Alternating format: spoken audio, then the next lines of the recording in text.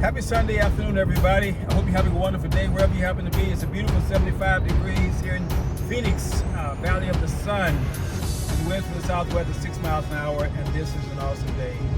Hope your day is just as well.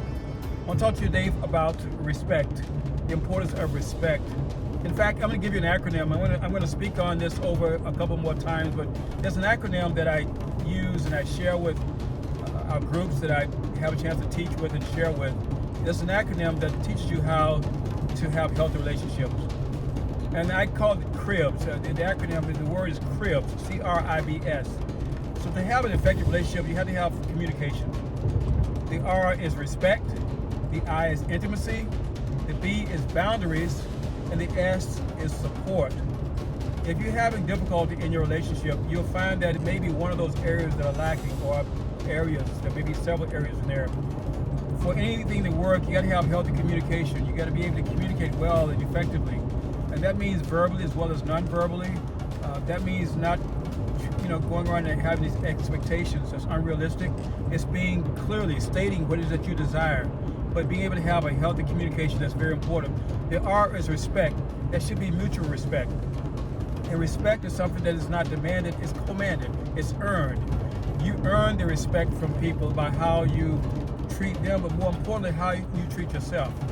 You may have never been respected as you grew up. In my family, as children, we didn't get, I would say, respect. We were told what to do. You shut up, you be quiet, you sit over there, you do what I tell you, and my word had no weight. So when no one listened to me because I wasn't respected, I grew up thinking that I had no value as far as what I would say, that no reason why anybody should hear my words or do what I say or believe my words, because I didn't believe it. So again, healthy respect comes from first self-respect. So communication is important, respect. The next one is intimacy. To have a good relationship, you got to have intimacy. And intimacy is not physical. Intimacy is more sharing. It's about caring enough about someone to allow them into your space. Intimacy is intimacy. I'm sharing something that's personal. As I share something that's personal and you share with you, now we're developing a bond that's more than what's two. It's a bond that's being woven together, where the two really become one. A couple that has a great intimacy, or persons have a great intimate relationship, you'll find that they know a lot about each other.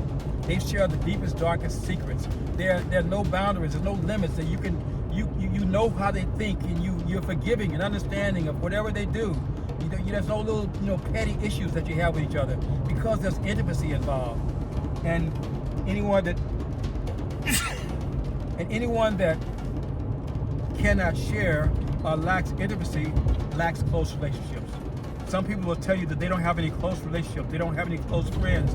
It's because they're not allowing intimacy to take place. The next one is boundaries. Every healthy relationship needs boundaries. People will treat you the way you teach them to treat you. There has to be boundaries. As soon as those boundaries are crossed, then you have a responsibility to speak up and to share and say, hey, let's not do that. Let's not talk to each other that way. Or if someone tries to disrespect you, make sure there's boundaries. There are limits on where you could go. You will not just do anything, and you'll not allow yourself to be treated in any kind of way. But if you don't establish a boundary, then people will cross the lines because there is no line. Your boundary just lets them know what's the limit of what you're going to accept, or the limit of what you're going to do. Those are healthy. It keeps a restraint that's positive in a relationship. And sometimes people don't want to put boundaries out there because they figure it's kind of like rules, or it's somehow limiting. No, that allows your relationship to grow even more. So it has to be healthy boundaries in any good relationship that's going to be strong and positive. It has to be boundaries. And the S, the C.R.I.B.S is first communication, respect, intimacy, boundaries, and the S is support. You got to support one another. You got to support one another. I mean, many people have struggled enduring and becoming what they could be because they did not have the support of the people that they cared about. Think about that. You didn't have the support of maybe your parents or someone that you really counted on them being there. They weren't there for you. Because of that lack of support, you may have withdrawn and may have not stepped up and did what you could have done. So that support was really critical to be part of your success. So support the people around you. As you support others, I promise you, people are going to support you, but you're going to need support for one another when you get in a relationship. And if you're not getting that support, then you need to mention it. You need to say, I need your support on this. I need to know if you're with me. I need you to be with me on this. This is important.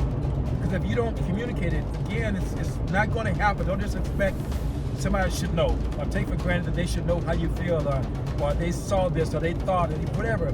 Make sure that it's clear and it's communicated well. So to have a good relationship, remember, C.R.I.B.S all the way, and make your relationship the best that it can be. All right? Have a great day.